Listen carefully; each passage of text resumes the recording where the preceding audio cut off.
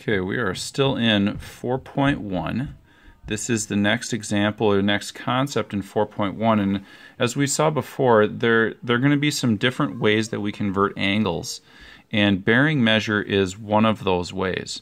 Now, bearing measure is a little bit different from what we know in terms of how we measure trig angles, which we'll get to measuring trig angles a little bit later, but bearing measure is something that we use for navigation. Now, this isn't always the exact way that bearing measure is used. In fact, in a previous book that I had, they measured it in a slightly different way. But we're going to use our book definition to stay consistent.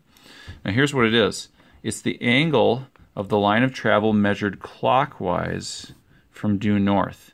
So I've got this, notice on this picture it says the path of the boat from whatever city that is. We're going to measure in bearing measure what it is to get that angle so that we have an idea where this boat's headed. So we've got the line that's due north. This is our due north line. And we're going to measure it clockwise from that. So what this is saying is that the path of that boat, that straight line the boat's taking, assuming it's a straight line, is going to be 155 degrees clockwise from this due north line.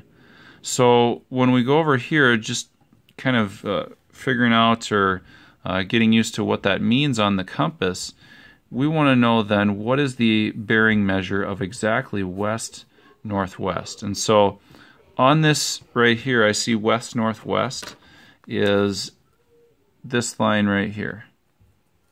So I'm going to try to measure that.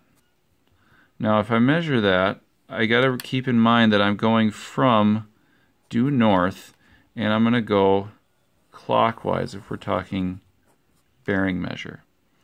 Now, looking at all these, remembering that the whole circle is 360 degrees. That would be all the way around back to due north. But we have all these little pieces in between there. So each of those little lines, now the number of sections in each quadrant, we got 1, 2, 3, 4 sections in each quadrant.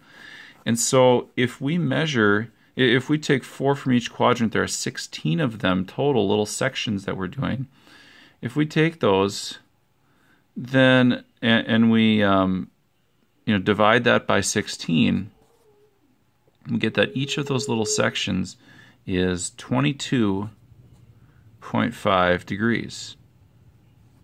Okay, so each of those little pieces is 22.5 degrees. Now, an easier way to look at this in counting the number of degrees is thinking about 90 degrees. So if I were to go to here, that's 90. And then if I'm going to go to here, that's another 90, so that's 180. And then if I'm almost all the way there, I go to here, that's going to be 270. So we're almost there. What we have to do now, just going in this progression, is we just have to add that little slice that we have left there to the 270. So this is going to be 270 plus the 22.5 degrees, and so that overall is going to get us 292.5 degrees in bearing measure. Now we'll be working with that a little bit more later on in the chapter, but for now, just wanted to give you a bit of an introduction to what bearing measure is all about.